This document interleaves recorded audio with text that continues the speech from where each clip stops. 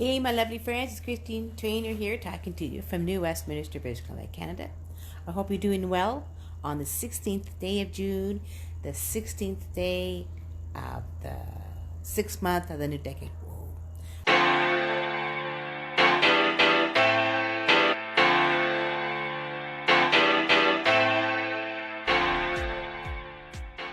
Forgive me for being a little late today, but I haven't been feeling good. I think I might have caught a flu or something, but I was been really sick and I wasn't quite sure if I get this daily thoughts out today.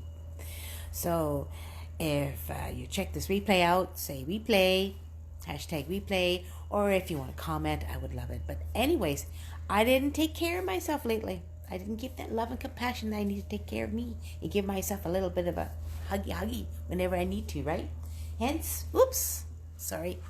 I'm sitting here on the couch trying to take care of myself, so forgive me, guys, if I'm a little out of sorts. But I'm going to start with a quote, okay? I thought that'd be good. It's from the Dalai Lama, and it's something that I'm really learning to understand as well.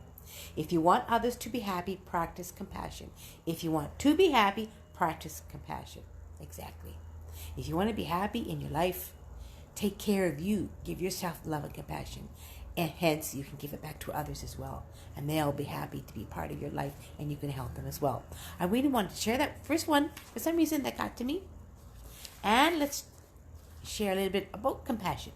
Compassion is showing kindness, caring, and willingness to help others, right? When you are having compassion, you're putting yourself in someone else's shoes and really feeling for them. Compassion gives us the ability to understand someone else's situation and the true desire to take action to improve their lives. I love that one. For compassion is strength, because true strength is gentle and fair and showing mercy. Here are just a few ways. I read an article the other day. I'm just going to read about a few ways to cultivate compassion. Just a couple, maybe 4 or 5. That's all I'm going to share today. I got to make this short. I'm not feeling very good. My head is pounding really bad. But the first one I kind of liked. I think that's the number one important one. It's practice self-compassion, compassion to yourself. We are our own worst critics and our own worst enemies, right? We put ourselves down. We tend to punish ourselves. We always beat ourselves up 24/7, right? So why don't we do this? Practice self-compassion. And I think there's an interesting meditation we can do about that. I'm learning about it. I might be doing that today. As we do this daily, we'll discover we have a gentler and nurturing form within us, right? And the second one I think is kind of good. Put yourself in someone else's shoes. Exactly. See how they're feeling, how they live their lives. And I like the first one. Practice kindness without pleasing, without being a people pleaser, right? Basically, authentic kindness stems from a place of wholeness within, which is true. Share of yourself to others. Give of yourself to others without being asked, because you love everyone. And that's the most beautiful part of being compassionate, I must say. And this one means relax your judgment. Otherwise, let go of labels like right and wrong, good or bad. Instead, why don't we just trust and say life is hard and we're all doing our best. That's a better way of putting it. Instead of saying, oh my God. For example, oh my God, things are not very good. Or, oh my God, that's so bad.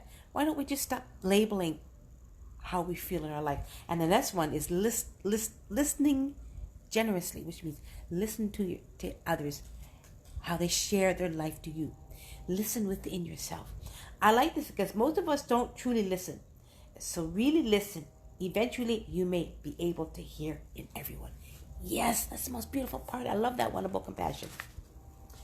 Next one. That's all I'm going to share so far. Just about 5. There are about 10, but I thought these first 5 were actually very important to share.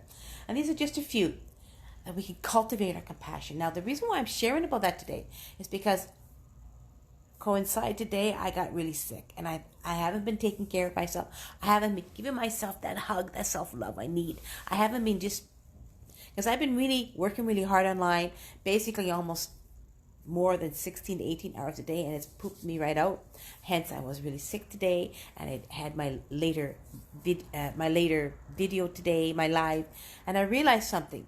I wasn't giving me that self-compassion. I wasn't patting myself on the back when I was doing well. I wasn't treating myself to something good. I wasn't really getting enough rest.